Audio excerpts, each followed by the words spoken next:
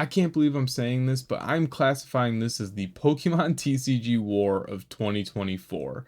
Now, some of you might be wondering what in the world I'm talking about, and if you haven't seen how upset everyone's been over the last few weeks, that's okay. It's probably a good thing you haven't been up to speed on it, but I will be catching you up on what's going on in the community and all the latest and greatest. And let's start with where this whole thing even started, and that's these booster box prices. We talk about these regularly here, but let's just do a very quick recap because this is really at least the starter foundation of kind of what's culminated in the community. So starting with Scarlet and Violet base, boxes are at 119. Looking at, like, let's just even say a week ago, they were probably 110. A month or two ago, they were at 95 a box. Okay. Paldea Evolved, again, a month ago, those were 130. Now they're 143. Obsidian Flames, 2 months ago, I think that was like $100 a box. Now it's 125. Paradox Rift, 2 weeks ago, I think that was 95 a box. Now it's 120. Temporal Forces, 2 months ago, that was a $95 box. That's now 140. That's almost on the level of Paldea Evolved. I don't know how it got there, but it is. That's 140. I think a week ago it was 120. Again, out of nowhere. Or 130 a week ago. 2 weeks ago it was 120. Not sure what's going on there, but that's Temporal Forces. Twilight Masquerade's been hanging out around 150 for a while now. Stellar Crown, again, a month ago, we're looking at $95 a box. 120, not sure where that came from. And the thing that helped start this whole thing, Surging Sparks, which just released November 8th, which was what, 3 weeks ago? Coming up on 4 weeks. $210 a box. It's the newest set. It's not even a full month in, and it is $210 a box. Over this last week, I did see it creep up to 215 for a good few hours. It wasn't able to hold it. It's still at 210, but absolute chaos amongst all of these different booster boxes here in the Scarlet and Violet era. And again, this is just Scarlet and Violet. It's not talking about what we've seen in Evolving Skies and the Moonbreon and some of the other big popular cards that we've seen make major movements over the last few weeks here. So again, Surging Sparks, I think, is really what helped set a lot of this up, or it's at least a part of the overall bigger picture of all of these sets have been moving up, which means the overall experience of collecting is getting a little more expensive right now. And so again, there's several people upset about really what's going on. And again, I can't emphasize enough, I think this really came out with Surging Sparks because of how shocked people were at how quickly the prices moved. So who's upset right now? Well, who I'm classifying, I found 4 different groups of people. People who missed out on the earlier prices. Again, I'm thinking about Surging Sparks, but it really could be anyone, because again, these prices moved a lot in the last month or two. For anyone who's been saving up to maybe get a booster box they missed out on in the past, that window's very quickly and rapidly closing. If it hasn't already closed and is now out of your budget already with the new prices. So people who especially missed out though on Surging Sparks, they've been upset, but these are the people who are also the most polite about it, right? It's oh darn, I missed, I'm upset, but hey, it is what it is. I'll try and save up better for next time, right? That's one group of people. Not to be confused with the second group, which is the deal must-havers. These are the people who act like they've always just missed out, but they'll never commit to paying your price and they'll never offer you a reasonable price. These are the people, when Surging Sparks was on pre-orders for $100, they're offering 80. Then when price went to 120, now they want to offer 100. When it's 180, they're offering 150, and now when it's 200, they're offering 150 or just complaining in the comments, right? So it's the deal must-havers. They have to have a deal. They'll never, ever, ever offer you anything even close to an acceptable deal. And they're just there to complain and be negative, right? So that's one group of people who are just always upset. Internet trolls, it's the people, again, who you're going to see in your Twitter communities, your Facebook communities, your Discord communities, the people who will just jump on any bandwagon to be upset and just sit there and say, yeah, this is why I stopped collecting 6 months ago, right? Great. Why are you here still? Okay. They're upset. You're going to see them complaining. And then it's the resellers. So initially, resellers are going to be real excited about all these prices going up. But then once these people are out of inventory, they're going to be complaining that they have nowhere to find new available inventory and start again complaining and just being a nuisance essentially online, right? So these are the people who I'm classifying as upset. But again, we haven't even gotten to the TCG war of 2024 for Pokemon, right? So this is all just the background still. Let's start talking about a little more of the catalyst on when things started to really escalate. And it's gonna be when we started to mention everyone's favorite new set, Prismatic Evolutions. Okay, so Prismatic Evolutions was announced as the new special set for Eevee, or Eevee is going to be like the main mascot. There's like over 30 secret illustration rares. And the main products for a set like this is going to be like the elite trainer boxes and then the booster bundles. Now, I know there's some hype now around like the binders and the accessory pouch, but historically, like for 151 and some of the other special sets, booster bundles and ETBs are going to be the main products that people gravitate towards, because again, there's no booster boxes for special sets. So, okay. MSRP I think is around like 55 60 bucks for an ETB. Pre-orders right now are $106 on TCG Player. Okay, that's the lowest right now on TCG Player for an ETB, an elite trainer box with about, I think, 10 packs inside the box. So we're averaging about $10 per pack for a pre-order of an elite trainer box. Okay, that could just be an exception. So let's look at one of the newer products. Again, people are starting to gravitate towards these. They liked the binder collection during 151. So binder collection, it comes with the binder, it has 5 packs inside.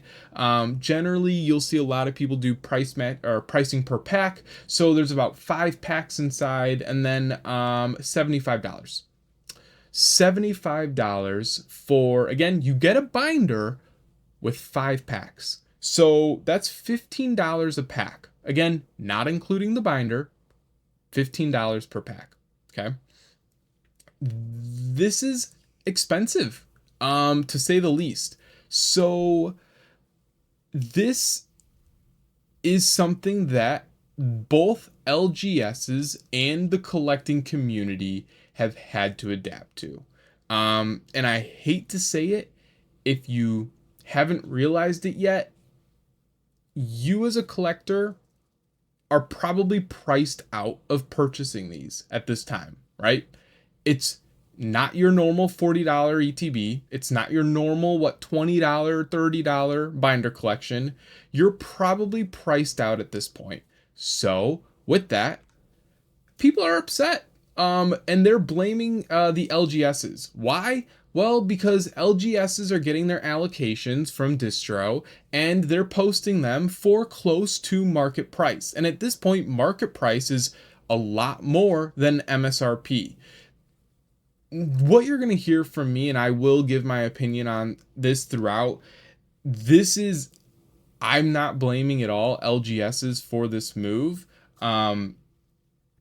You'll see again, I'll try to explain throughout this, but what you run into in situations like this is, again, what the community's not realizing is they're already priced out and they can't get over that feeling because they think, hey, there's a new set coming out, I should be able to purchase it. Yes, you should, if Pokemon printed enough of it. Because Pokemon did not print enough of the set, collectors are gravitating and hoarding it up because they want to, or I say collectors, I mean investors, because they want to hold it long term. Resellers are buying it up because guess what? Now a reseller, after COVID era, resellers aren't the ones going to your Targets and GameStops and buying up all the collections and cards and selling them out back online. That's not how it worked for the last year or two. However, now someone could absolutely go on GameStop, buy up all the ETBs that it allows them to, and go and sell them for probably double the profit, right? So resellers, investors, and then just overall the people that have a little more money to spare and just buy, right? So those are the people that now are going to be the ones that are gravitating towards a set like this. The average collector is priced out, and people cannot get over that.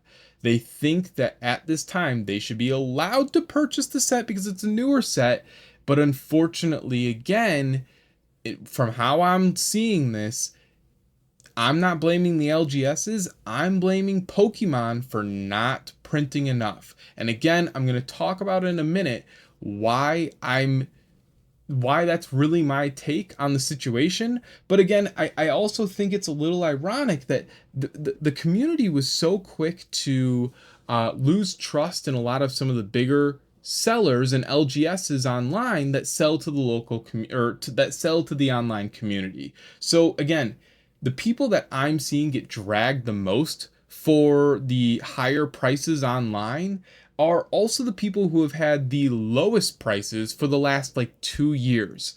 Scarlet and Violet Base, Paldea Evolved, Twilight Masquerade, even Surging Sparks from these LGSs that had very low prices. Surging Sparks was up for pre-order from all of these stores for like 90-95 a box.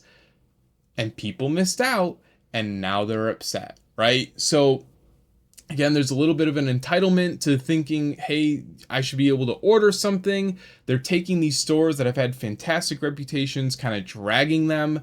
And I think it's a little ironic because these are also going to be the first stores people go back to when the overall like community and like inventory really settles back down. So again, it's weird to start pitchforking right now when we're in a little bit of a hot market. And again, I get some of the points in terms of the battle between MSRP and market price. I'll talk about that in a minute and why it's a little construed and how people view that. But again, there's a lot then of hype of, well, if we're not working with these bigger stores who historically have low prices, who are we going to support, right? And there's a lot of pointing fingers and a lot of pointing at other stores that you should be working with. And I want to warn everyone about some of the other stores that people are starting to try and gravitate to, because other stores aren't always the best. And I know I'm being a little vague here between the people who've had the lowest prices and then kind of the other guys. But again, you'll just have to do a little bit of your research on your for yourself. But again, be careful at least though about working with some, again, other stores that you see posting online. For example, stores that oversell pre-orders and then cancel. Anyone today can, I have an online store. It's not big. It does a few thousand a month in sales. It's nothing compared to other stores who do hundreds of thousands or millions a month in sales, right? However, even my little online store, I could post ETBs tomorrow for $50 an ETB, and I could sell hundreds of thousands or millions, and I'm not exaggerating, hundreds of thousands at least of pre-orders for ETBs that I will never have, right? That's how hot they are. They will get bought up, and I could flee the country truthfully and go live another life, right? With all that money. You have to be careful about stores that get tempted to oversell, get the short quick gains, and then cancel pre-orders and refund later on once they realize their allocations. What we're hearing initially is allocations are about 10% of what they usually are in the past. There's not a lot of product, and then you've heard me say that a lot now. There's not a lot of product, which is driving the higher prices. So secondly, stores online, it's so weird to see this. Stores acting like the good guys while selling most of their allocations discreetly. What do I mean by that? It's the people online, again, that are flaming and pitchforking one store while they go behind the scenes and they'll say, hey guys, welcome to my store. I have 10 ETBs available. I'll charge you $50 an ETB, which is under MSRP. Oh, but then secretly behind closed doors, I'm going to go and sell 40 more ETBs for 100 a box. Or I've even saw someone on Twitter was flaming one store for selling them for 95 an ETB, while they themselves were on TCG Player listing their ETBs for 110. Again, watch out for stores acting like the good guys. It's not always the case. Stores claiming they don't sell over MSRP while also only selling MSRP. Always. What do I mean by that? Again, the stores that come out and say that's terrible that you would go out and charge so much for an ETB. I would never charge over $60. Meanwhile, they were also charging $60 for Scarlet Violet Base and Obsidian Flames and Temporal Forces. Again, so much name calling, so much finger pointing. It's so stupid. But again, I'm here covering what's going on. This is it. This is what's going on online, guys. So lastly, stores that are poorly operated and destined to close. So unfortunately, again, this isn't always going to be the case, but you're also hearing people online go, "Oh, my store's got Surging Sparks for 120 a box still. Come shop with." Come to my store. I'm never gonna leave my store. Well, they might also be closed in a year or two because they've also only been open for a year or two, right? You got to be careful about, well, I'm just gonna go to this place and trust them, and really, again, it's kind of a warning. It's more of a red flag, to be honest, that their prices are so low. They're not really keeping up with the market. So how well are they really keeping up with the hobby and the industry and their overall operations, right? So that's more of a red flag to me, where sometimes people see it as a green and good flag for them, because again, they're a little disorganized over at their LGS, but it looks like they have good prices to the people that walk in. So those are the weird things that we're seeing with other stores and all the finger pointing. So again, we talked about, now this is the war, the Pokemon TCG war of 2024. So now who's upset? Well, it's not the people who missed out, because there was nothing to miss out on. There was no opportunity, but boxes were MSRP, and that's it, right? They went up from MSRP. So with that said, if you see boxes online for MSRP from GameStop or Best Buy or an LGS you trust, buy it up. If you're okay paying MSRP, that's the cheapest you're going to see it in so long.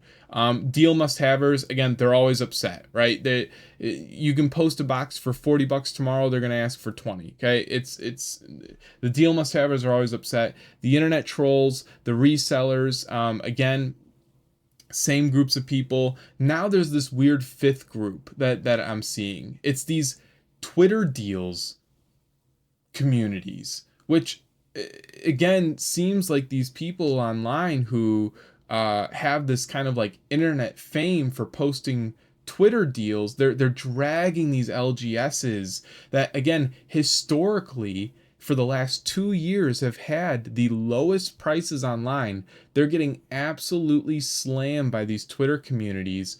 Meanwhile, the Twitter communities, you'll notice, only post affiliate links to what they call deals, but are never really the lowest prices you'll find online. Again, it's this weird white knight thing where, again, we're going to sit there and point at an LGS to make sure people don't buy from them, even though they usually have the best prices, because you want people to come click on my affiliate links so that I get paid when you purchase using my affiliate link. It's, again, so these people with thousands of followers online are flaming these stores that, again, historically are great for very odd and seemingly biased reasons. It's super weird what's going on, and again, it's so dumb, but this is what's going on in the community. So I do want to explain, though, too, there's a lot of people that are sitting there saying, well, MSRP versus market price, my store would never charge over MSRP, so no store should charge over MSRP. In theory, it sounds like a valid reason, okay? But unfortunately, in the Pokemon community, it won't work in this situation. And I'll explain why. Again, I can't stress enough, and this is the hardest thing for people to get through their head. Even though it's a new set coming out, you are not entitled to it because of how much Pokemon printed. Because of how much Pokemon printed, there is just not a lot to go around. And so people are already priced out of the hobby for this set, okay? For now, right? So what would happen though? Let's at least explore how it works today, okay? So distribution centers charge the LGSs $90 a box, and these are estimates, okay? But it's very close and it paints the picture.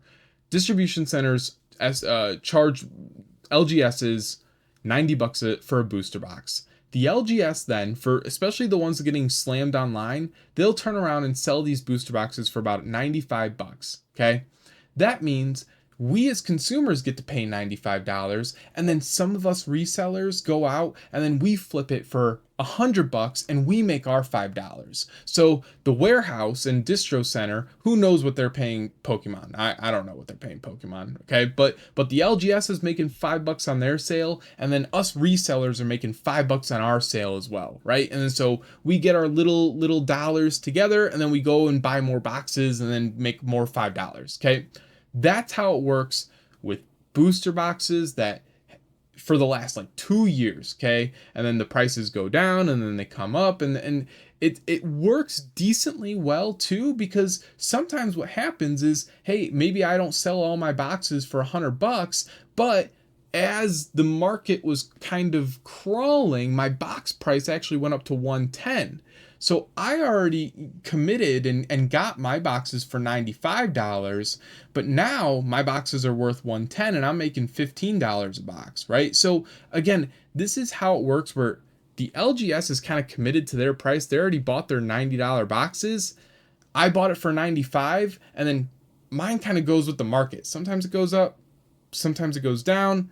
Well, that's just how it works, right? So what would happen if the LGS, or so what's happening right now at least, okay? And what are people so upset about?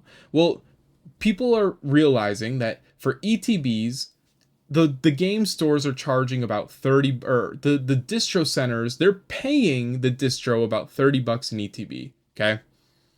That's where it's at right now. Then the LGSs, some of them are turning around and selling it for 85, some of them are turning around and selling it for 95. That's what the market price is at right now. And then so the consumer has an option to either buy it, or again, they'll buy it and then some of us sell it and then make our $5, right? Or our $10, or whatever we can for after purchasing and trying to resell the boxes. So everyone's really upset right now that instead of the LGS making their $5 a box, now they're making $60 a box. So what do the consumers think is going to happen? Well, they think what's going to happen is that the warehouse is still going to sell the ETB for $30.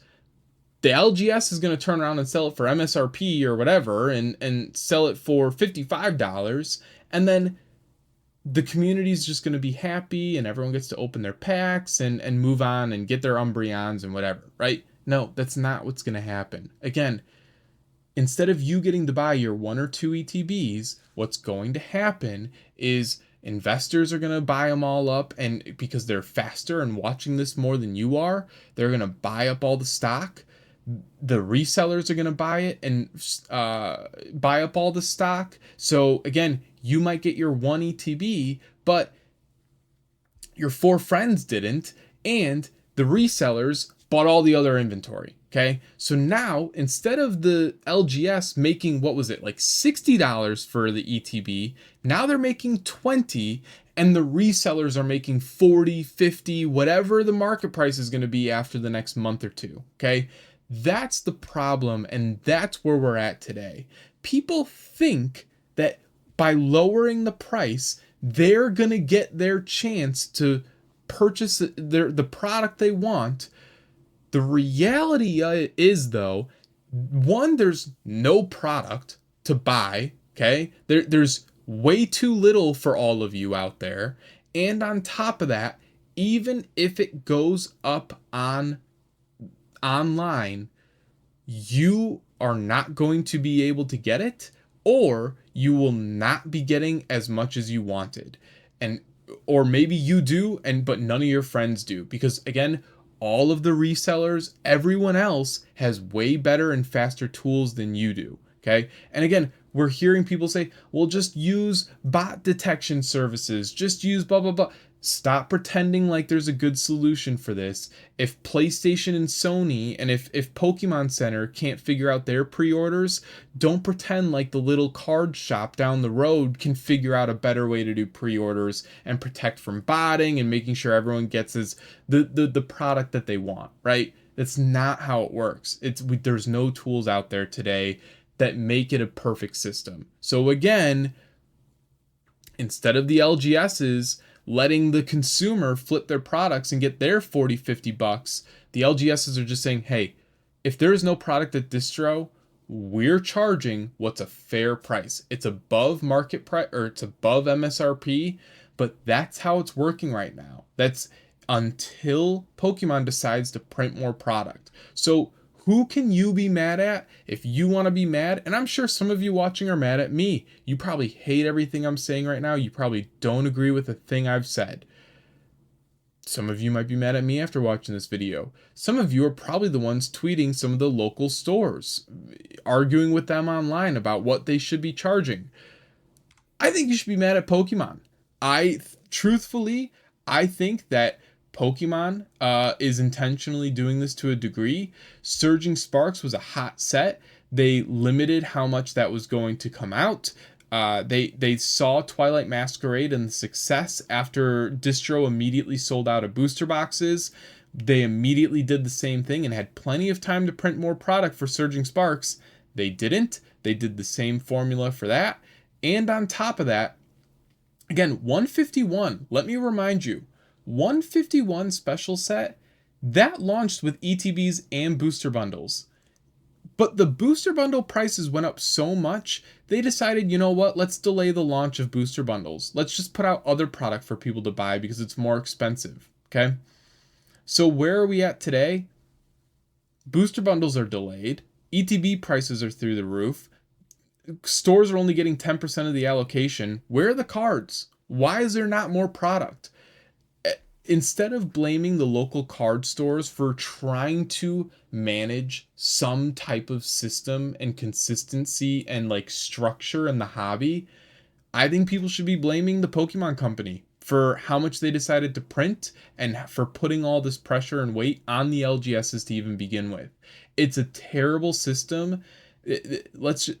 Online stores can have tens of thousands, hundreds of thousands of customers, and they only have the tools to supply a few hundred customers right now because of how much product was given to them. It's a terrible position to be in regardless. I think people should be mad at Pokemon. That's my take. And that's the stupid drama and war of the Pokemon TCG that's been going on. So, hey, let me know in the comments below, what are you thinking? First off, did you get any orders in yourself? Did you find a good deal online? Did you buy from a game store or like GameStop or Target? Or are you skipping the set? And if you're upset, who are you upset with? Is it me? Is it some other YouTuber? Is it a local game store or a Twitter page? Who are you upset with? Share it below. Feel free to like, comment, and subscribe. And hey, thanks for watching.